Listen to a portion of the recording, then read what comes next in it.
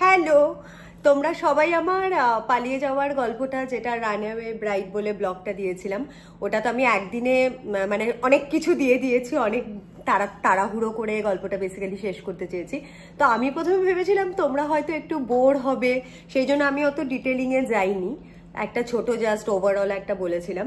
আজকে তোমাদের বেশ জুত করে বসে গল্প যেরকম বলে না, আর আজকে রবিবারও আছে, আই হোপ তোমরা সবাই বাড়িতেও থাকবে, তো একদম পারফেক্ট টাইম ঠিকঠাক করে এই মজাদার গল্পটা শোনার জন্য। আজকে বেসিক্যালি আমি কিভাবে প্রেমে পড়েছিলাম, টুকুনের কিভাবে কানেক্ট হয়েছিল সেটা তো বলেছি, বাট আজকে হচ্ছে গিয়ে মেন যেটা মশালাদার স্টোরি সেটা বলছি, যে যেদিন আমি পালিয়েছি সেটা কি করে ম্যানেজ হলো। তার আগে একটু ইন্ট্রোডাকশন মানে দিয়ে দিই যে আগে কিভাবে আমি পালাতে বাধ্য হয়েছিলাম। সেটা হচ্ছে না, তার আগের থেকে একটু বলি, না হলে তোমরা বুঝবে না, দাঁড়াও। তো কি হয়েছে, আমার তো ওই প্রেম করে এইসব ব্যাপার স্যাপারগুলো চলছিল।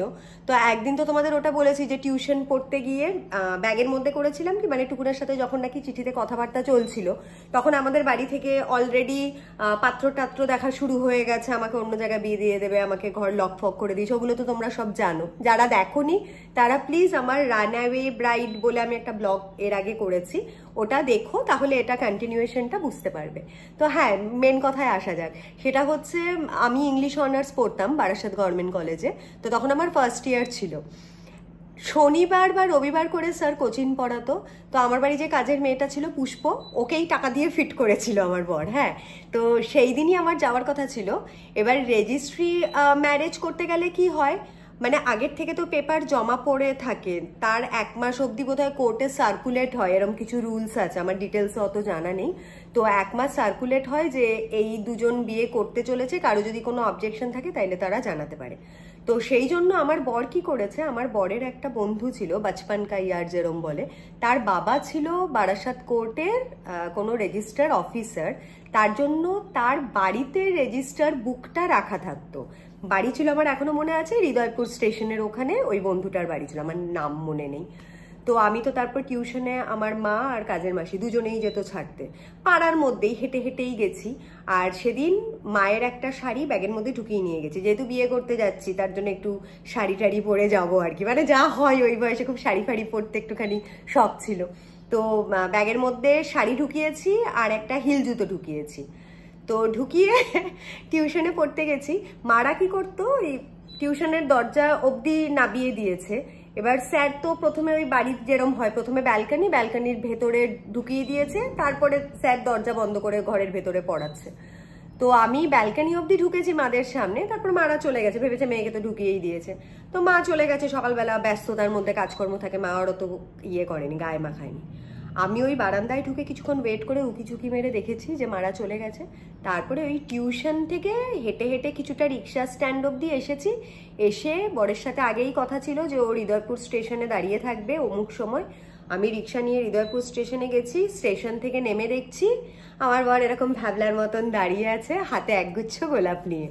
তো আমি তো তখন একটুখানি শাড়ি টাড়ি পরেছিলাম বলে একটু অস্বস্তি লেগেছে। ও শাড়ি পরার ঘটনাটা বলি, শাড়িটাও পরেছি মানে অনওয়েতে রিক্সাতে যেতে গিয়ে আমার এক বান্ধবীর বাড়িতে, আমার স্কুলের বান্ধবী, তাকেও ঢপ মেরেছি।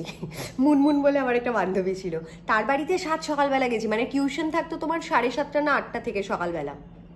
তো সকালবেলা ওর বাড়িতে গেছি, কাকিমা জিজ্ঞেস করছে কি রে তুই এত সকালবেলা কি করতে এসে? আমি বললাম না আমার না একটা ওই হোস্ট করার আছে, কোনো একটা মানে হয় না ওই মানে পাড়া টাড়াতে যেরকম হয় না, কোনো প্রোগ্রাম হলে স্পোর্টস হলে হোস্ট করা, তো তখন যেহেতু একটু প্রেজেন্টেবল ছিলাম, অনেকে ডাকতো টুকটাক হোস্ট করতে, তো সেই জন্য বললাম যে হোস্ট করতে যাব, তাই শাড়ি পরে যাচ্ছি, কাচারি ময়দানে একটা অনুষ্ঠান আছে, তাই তোমার বাড়ি থেকে একটু শাড়িটা পরবো, বাড়ি থেকে পরার টাইম পাইনি। তো আমার বন্ধুটা একটু সন্দেহ করেছে, বাট কিছু বলতে পারছে না। তো আমি ওদের বাড়ি থেকে শাড়িগুলো পরেছি, পরে ওই হৃদয়পুর স্টেশনে দেখি আমার বড় ওরম গোলাপ নিয়ে দাঁড়িয়ে রয়েছে। তারপর ওখান থেকে আবার ওর সাথে রিক্সায় করে ওই বন্ধুর বাড়ি গেলাম, গিয়ে পেপার সমস্ত কিছু অলরেডি রেডি করা ছিল, গিয়ে যা সাইন করলাম। সত্যি কথা বলতে মানে মেয়ের তরফ থেকেও সাক্ষী থাকে, ছেলের তরফ থেকেও থাকে, আমার তরফ থেকে কেউ ছিল না, কেননা কোনো চান্স নেই। আমি তখন সবে পুচকি গেরিয়ে একটা স্কুল থেকে কলেজে গেছি, কোনো বন্ধু বান্ধব নেই, মানে কোনো বন্ধু বান্ধবের এতটা দম ছিল না যে পাশে দাঁড়িয়ে সাপোর্ট করবে। তো অবভিয়াসলি কাউকে বলিনি, আর আত্মীয় স্বজন মা বাবা তো ছেড়েই দাও, কেউ তো রাজি ছিল না। তো টুকুনেরই 3জন না 4জন বন্ধু ছিল, 2জন টুকুনের সাক্ষী দিয়েছে, 2জন না 3জন, আর আমার হয়েও বাকি কজন সাক্ষী দিয়েছে। তো এরকম করে রেজিস্ট্রি করলাম, মানে উইদিন হাফ অ্যান আওয়ার ঘটনাটা ঘটেছে। রেজিস্ট্রি করলাম, আর আমি তো সমানে টেনশনে ঘামছি, মানে গলা বুক শুকিয়ে যাচ্ছে যে এত বড় একটা ডিসিশন নিচ্ছি, আবার মানে মাথার মধ্যে চলছে না ওকে ছাড়া তো বাঁচবো না, বাবা মা তো বাড়িতে এত সব মানে তালা বন্ধ করে দিয়েই দিয়েছে, বলেই দিয়েছে মানে মেয়েকে দরকার হয় গলা টিপে মেরে ফেলে দেবো, কিন্তু ওই ছেলের সাথে এই বয়সে মেয়েকে বিয়ে দেবো না, মানে এরকম স্যাভেজ আর কি। তো অবভিয়াসলি কি করবো, আর 1 বছর ধরে ওরকম ঘরমল লক তো পাগল লাগছে।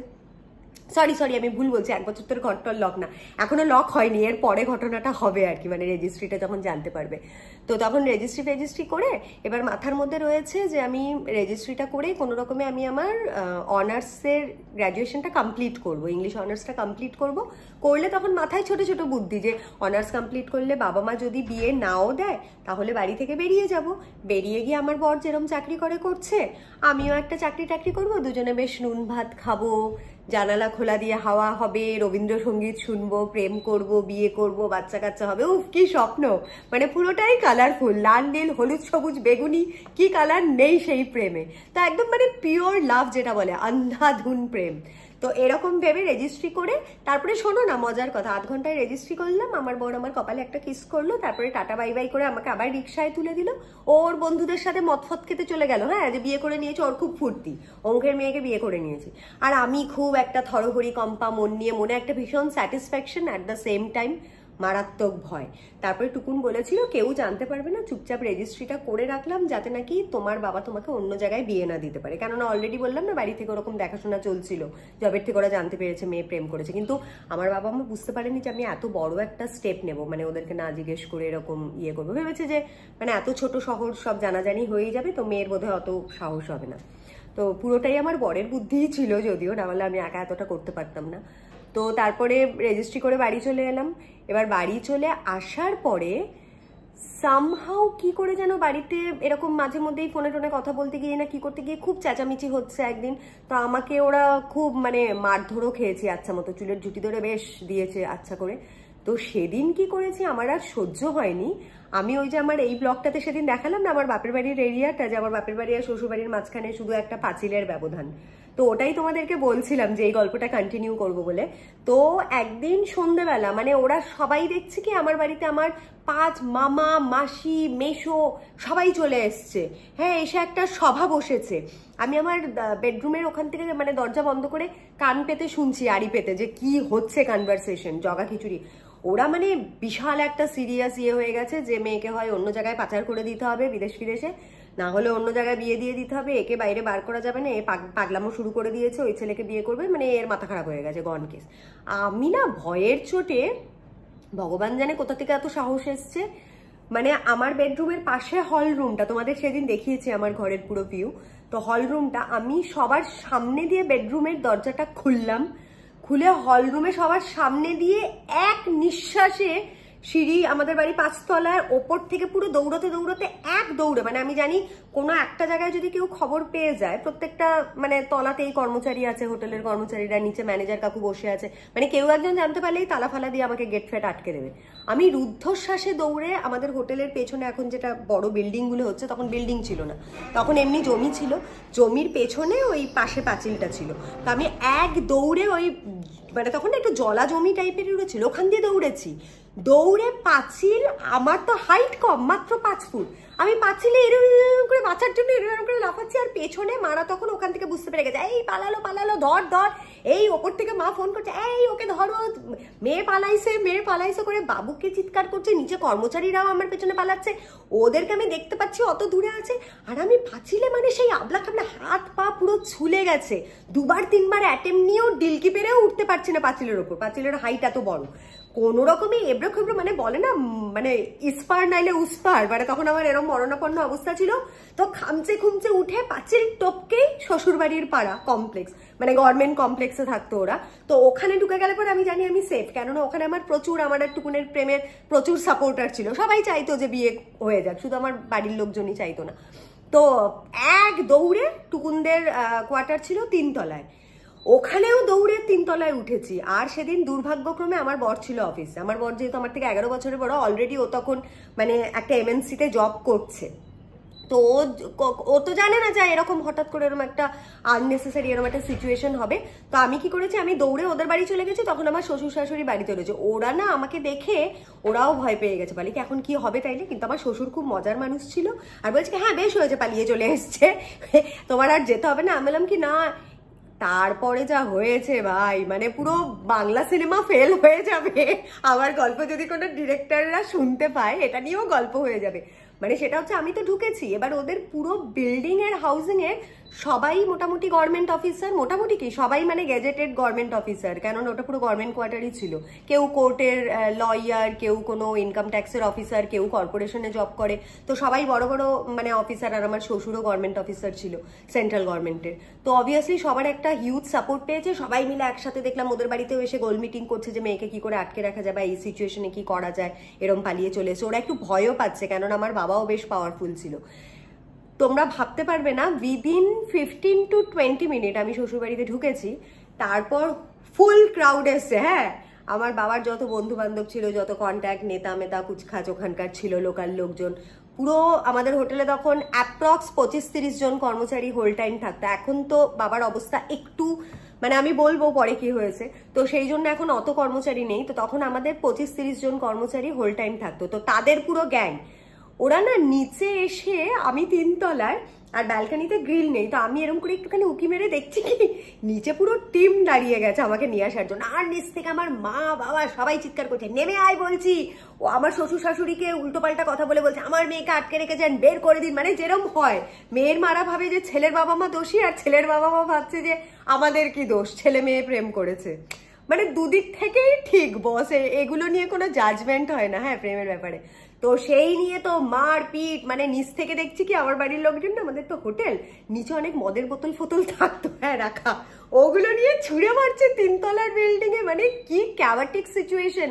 আর ওরা ওপর থেকে পুলিশ ফোন করে দিয়েছে যে আমাদের এখানে ঝামেলা হচ্ছে, আসুন। হাফ অ্যান আওয়ারের মধ্যে পুলিশ ভ্যান চলে এলো। হ্যাঁ, এবার পুলিশও যেহেতু আমার বাবার চেনাশোনা হাতে, পুলিশ অলরেডি বাবুর সাথে সেটিং করে দিয়েছে। আমার বাবা অলরেডি বলে দিয়েছে যে শুধু ছেলেকে তুলতে হবে, মেয়েকে তোলা যাবে না। ততক্ষণে আমার বড় খবর টবর পেয়ে, মানে 1 ঘন্টার মধ্যে আমার বড় র্যাপ আপ করে চলে এসছে ইয়ের মধ্যে। মানে হ্যাঁ কলকাতায় ছিল ও অলরেডি হাফওয়েতে, মানে এগুলো চলছে ধরো মোটামুটি 1-1.5 ঘন্টা হয়ে গেছে, সরি। তো তার মধ্যে আমার বর চলে এসছে। আসার পরে আমার বর বলছে একে তো যেতে দেবে না। তখন আমার বর বোকার মতো বলে দিয়েছে যে ওকে আপনারা নিয়ে যাচ্ছেন কেন, ও তো আমার লিগ্যাল ওয়াইফ। এবার আমার মা বাবার মাথায় তো বজ্রাঘাত, লিগ্যাল ওয়াইফ মানে ওরা ফার্স্ট টাইম তখন জানছে, ডিসক্লোজ হলো যে আমার রেজিস্ট্রি হয়ে গেছে।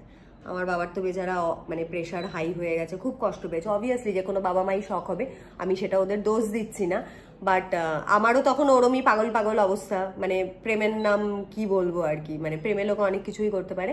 বাবা মার জায়গা থেকেও সেটা আমি সম্মান করি। ডেফিনেটলি বাবা মা যেটা করেছে ওটা ওদের জন্য খুব কষ্টকর, যন্ত্রণাদায়ক।